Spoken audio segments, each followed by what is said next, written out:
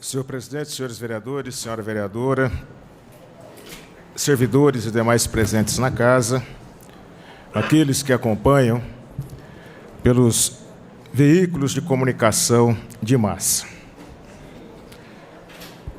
Senhor presidente, tribuna da Câmara,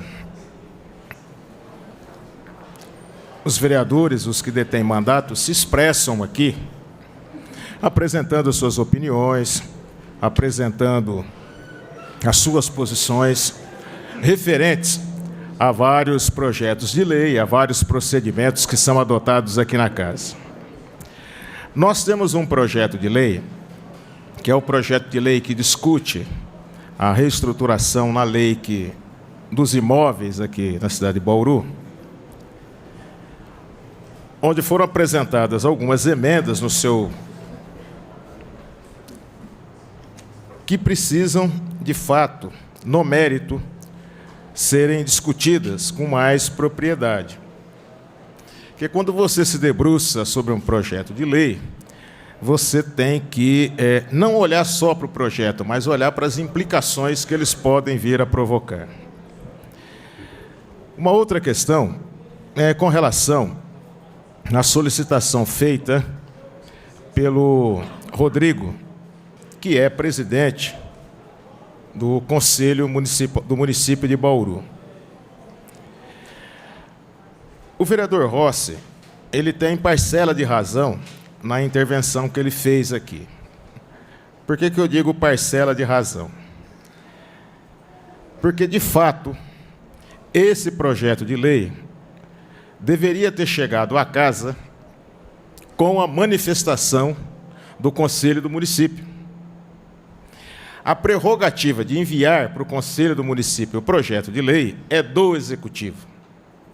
Felizmente, mais uma vez, o Executivo não faz aquilo que é sua obrigação de fazer e cria um problema para a Câmara Municipal. Eu acredito que nós já tivemos leis aprovadas aqui que mexem com a estrutura do plano diretor, onde foi ajuizada a ação de inconstitucionalidade, e por não ter o parecer, um simples parecer, do Conselho do município, a lei foi declarada inconstitucional e ilegal.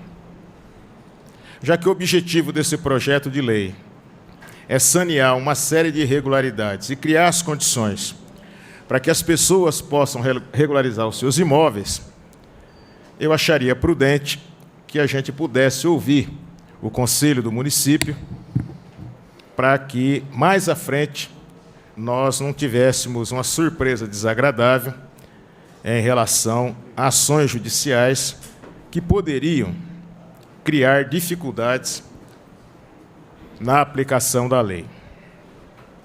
Uma outra questão também que eu gostaria de tratar, senhor presidente, é com relação à eleição do Conselho Tutelar aqui de Bauru.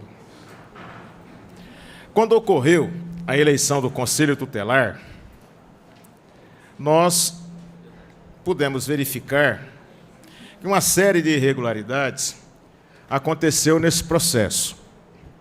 Uma das irregularidades que, inclusive, foi confirmada foi o transporte de eleitores, o que não é uma prática, não deveria ser uma prática nesse processo de eleição.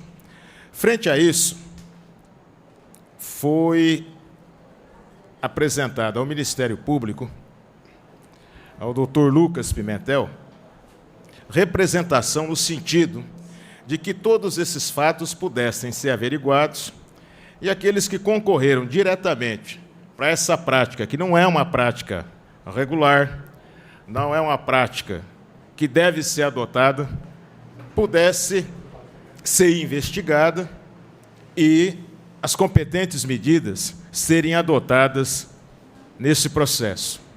Esse tipo de situação não aconteceu só em Bauru, aconteceram em outras cidades.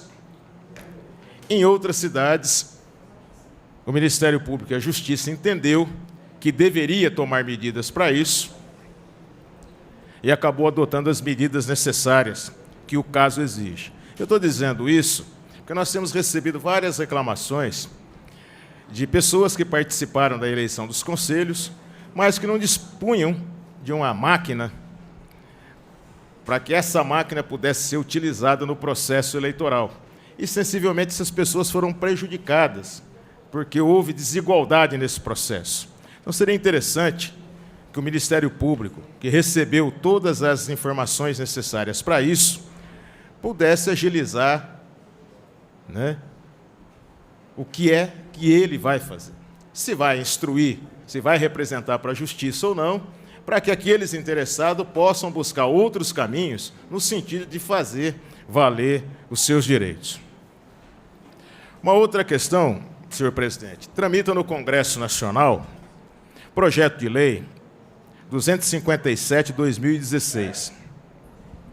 Esse projeto de lei é de autoria do Executivo e tem como objetivo o reequilíbrio fiscal. O reequilíbrio fiscal, ele vai impor perdas muito grandes aos serviços públicos e vai impor perda também aos trabalhadores. Entre as medidas que estão nesse PL 257 para garantir o reequilíbrio fiscal, estão propostas tais como congelamento de salário, suspensão de concursos públicos, não pagamento de progressões e gratificações não tidas como salário, não pagamento de vale-alimentação, alteração na previdência dos servidores com o aumento das alíquotas, que podem chegar a 14%, quando o fundo for um fundo complementar, a revisão dos regimes jurídicos dos servidores. Esse projeto, proposto pelo governo federal, ele também, na nossa opinião, se caracteriza como um profundo retrocesso nos direitos dos servidores públicos, sejam eles federais, estaduais e municipais.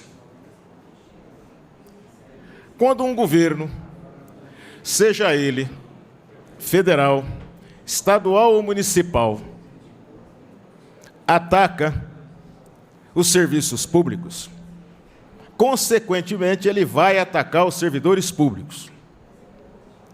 Em atacando os servidores públicos, esses governos atacam a grande maioria da população que necessita de serviços públicos, em quantidade e em qualidade. Nós poderíamos, vereador Paulo, nessa tribuna, passar uma série de filmes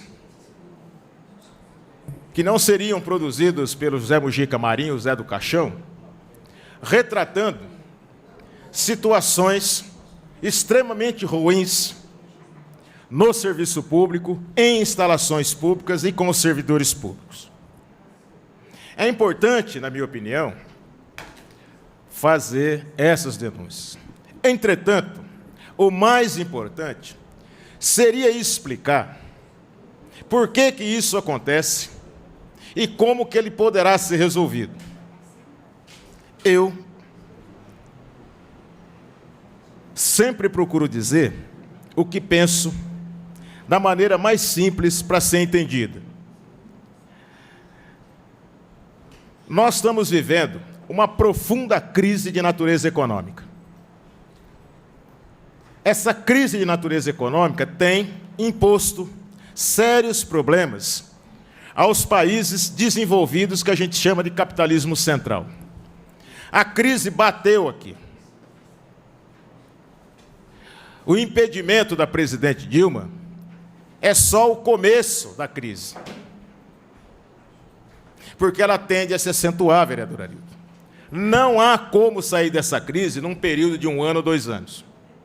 Portanto, a maioria dos prefeitos, governadores, é só ver o que está acontecendo no estado do Rio de Janeiro, irão atacar as conquistas dos trabalhadores. Isso não é um problema dos trabalhadores. Os prefeitos, governadores e presidente da República têm que se virar.